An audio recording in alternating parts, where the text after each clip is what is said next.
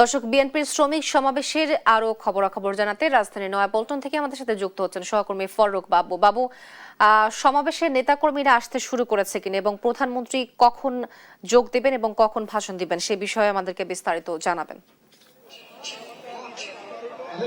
তো আপনি জানেন যে দুর্যোগপূর্ণ আবহাওয়ার কারণে ইতিমধ্যে আসলে যে রাজধানীর নয়াপল্টনে বিএনপি কেন্দ্রীয় কার্যালয়ের সামনে মহান মে দিবস উপলক্ষে এবং এখানে জাতীয় শ্রমিক দলের অধীন আয়োজনে যে সমাবেশের আয়োজন করা হয়েছে সে আয়োজনে ইতিমধ্যে সকাল থেকে এখানে বিএনপির দলীয় নেতাকর্মী থেকে শুরু করে বিভিন্ন শ্রমিক সংগঠনের নেতাকর্মীরা তারা আসতে শুরু করেন এবং সেই সাথে আসলে জাসদের আয়োজন করা হয়েছে। এখানে নৃত্য পরিবেশনা এবং গানের পরিবেশনার আয়োজন করা হয়েছে। সকল আয়োজন সম্পন্ন হলেও আসলে দুর্যোগপূর্ণ এবং প্রতিকূল পরিবেশের কারণে সেই আয়োজন আসলে এখন পর্যন্ত শুরু করতে পারেনি। তবে আমরা যতটুকু জানতে পেরেছি এবং পূর্ব শিডিউল অনুযায়ী প্রধানমন্ত্রী তারেক রহমান তিনি এখানে আসবেন দুপুর 2:30 নাগাদ, তার কথা রয়েছেন এবং সেই সাথে আসলে এখানে তিনি শ্রমিকের ন্যায্য অধিকার আদায়ের লক্ষ্যে তিনি ভাষণ বক্তব্য তার ভাষণে জানাবেন এবং সেই সাথে আসলে সরকার তার কি পরিকল্পনা করেছে সেই সকল বিষয় তুলে নিয়ে আসবে। এবং জানিয়ে রাখি যে আসলে প্রধানমন্ত্রী তারেক রহমান তিনি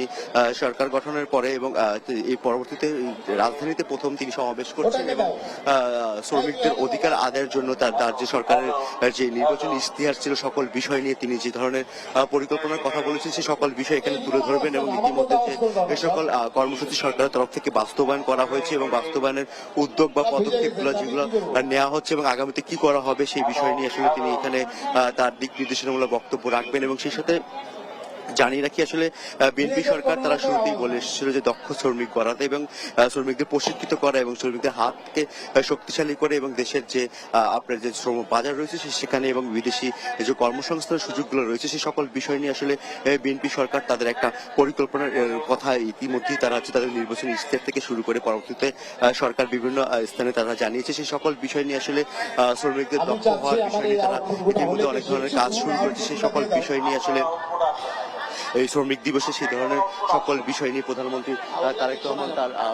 বক্তব্যে তিনি তুলে ধরবে বলে আমরা এখান থেকে জানতে পেরেছি এবং ইতিমধ্যে আসলে নেতাকর্মীরা নয়াপল্টনে আসতে শুরু করেছে এবং কিছুক্ষণ আগে নয়াপল্টন এলাকাতে আসলে জলাবদ্ধতা সেই জলাবদ্ধতা নিরসনেও এখানে কাজ করছে ওয়াসা থেকে শুরু করে গণপূর্তের লোকজন। তো